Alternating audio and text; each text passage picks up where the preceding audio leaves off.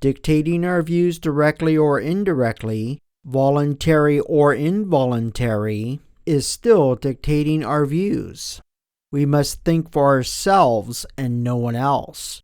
We cannot expect others to give up their beliefs simply because we think it is wrong or detrimental for them to have those beliefs. There are many people who will resist something even if it is for their own good. A good and just society does not force its views on its children, but teaches them how to make their own responsible decisions. Moreover, a society must let people make their own choices, even if those choices go against customary views and/or customs, so long as they do not harm others and are able to let society evolve forward and improve themselves in the process. Even though we know an answer, sometimes we have no other choice but to wait until others are ready to admit what we already know. Sometimes, if we instruct or insist upon something, people will only give the appearance of doing or accepting it. Sometimes the best way for others to learn is if we let them do wrong and let them learn from their own mistakes. And sometimes they must believe something is their own idea in order for them to make an honest effort of doing it on their own. If we disagree with the tactics of someone else, we must try not to show anger toward them no matter how ignorant we think they are. Remember, if we do not agree with the tactics of someone else, then we must not use those same tactics against them. If we do, we are no better than they.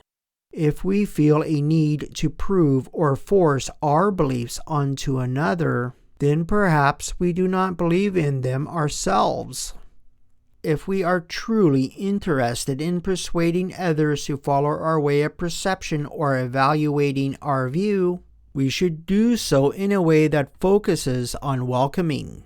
If our belief is strong enough, they will take it willingly rather than being force-fed.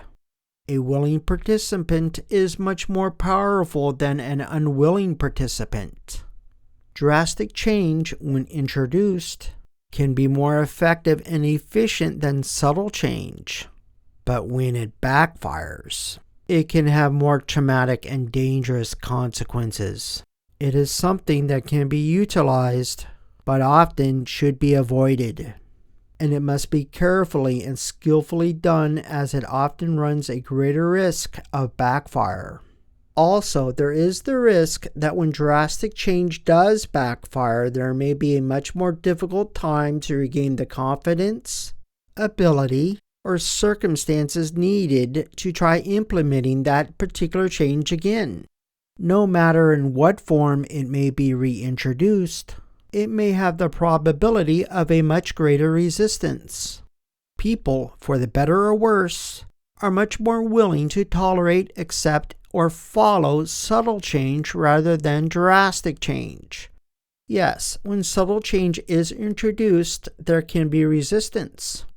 However, in many cases, this resistance can be gradually overcome with only a few holdouts remaining.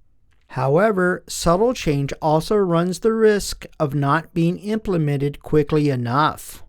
Both forms of change can have their own form of resistance and holdouts. So we must save what we can in the meantime. We cannot allow those who refuse to change or adapt jeopardize our safety or future. To help me continue, please consider a like, subscription to this channel, download of my free ebook or articles, or visit my website or social media channels. Thank you.